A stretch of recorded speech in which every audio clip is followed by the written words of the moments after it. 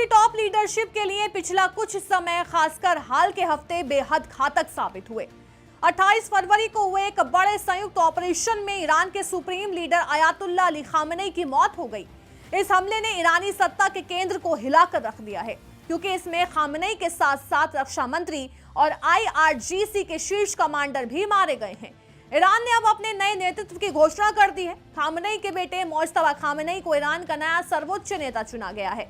हालांकि इजराइल और अमेरिका ने साफ किया है कि वो नए नेतृत्व को भी लक्ष्य बना सकते हैं, जिससे क्षेत्र में तनाव अपने चरम पर है। बताते हैं कि ईरान की टॉप लीडरशिप में अब तक कौन कौन मारे गए हैं।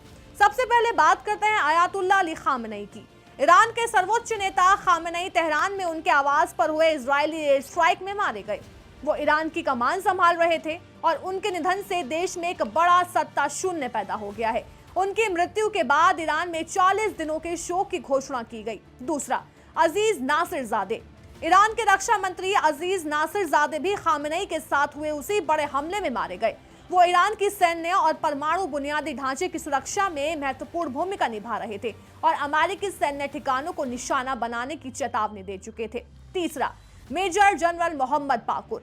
ये IRGC के ग्राउंड फोर्स कमांडर थे। रणनीतिक बैठकों में शामिल रहने वाले पाकुर की मौत को ईरानी सैन्य शक्ति के लिए एक बहुत बड़ा झटका माना जा रहा है। चौथा, अब्दुल रहीम मौसवी। ईरान की सशस्त्र सेनाओं के chief of staff general Mousavi भी इन्हीं हमलों में मारे गए। वो ईरान की पूरी सैन्य रणनीति और समन्वय के प्रमुख थे, जिनका मारा जाना नेतृत्व की पूरी तरह नष्ट होने का संकेत है। Ali Shamkhani. सर्वोच्च नेता के सुरक्षा सलाहकार और डिफेंस काउंसिलिंग के सचिव अली शामखानी इस लिस्ट में एक और बड़ा नाम है। वो पूर्व में IRGC नेवी चीफ भी रह चुके थे और खामेनी के सबसे करीबी रणनीतिकारों में से एक थे। हसन नसरल्ला। ईरान के सबसे शक्तिशाली सहयोगी हिजबुल्लाह के प्रमुख नसरल्ला बेरूत में एक इजरायली हवाई हमले में मारे गए थे। हालांकि वो सीधे ईरानी सरकार में नहीं थे, लेकिन वो ईरान के एक्सिस ऑफ रेजिस्टेंस के मुख्य चेहरे थे और उनकी मौत से ईरान की क्षेत्रीय पकड़ कमजोर हुई। इब्राहिम राइसी। ईरान के राष्ट्रपति इब्राहिम राइसी की मौत एक हेलीकॉप्टर क्रैश में हुई थी। वो अजरबैजान सीमा के पास खराब मौसम की वजह से दुर्घटना का शिकार हुए, जिसमें विदेश मंत्री अमीर अब्दुल्लाहियान भी मारे गए थे। राइसी को खामेनी का उत्तराधिकारी माना जाता था। इस्माइल हनीये। हमास के राजनीतिक प्रमुख हनीये की हत्या तेहरान के एक सुरक्षित गेस्ट हाउस में की गई थी। वो नए ईरानी राष्ट्रपति के शपथ ग्रहण समारोह में शामिल होने आए थे। उनकी मौत ने ईरान की सुरक्षा व्यवस्था पर गंभीर सवाल खड़े कर दिए थे।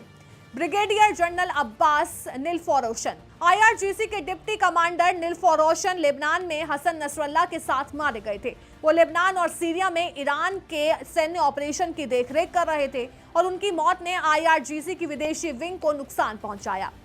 हुसैन जबरल अमेलियन और अन्य कमांडर। SPND के अध्यक्ष अमेलियन और रक्षा क्षेत्र के कई अन्य वरिष्ठ अधिकारी जैसे रजा मुजफ्फरी भी हालिया हमलों में मारे गए हैं। इनमें कई परमाणु वैज्ञानिक और तकनीकी एक्सपर्ट्स भी शामिल बताए जा रहे हैं।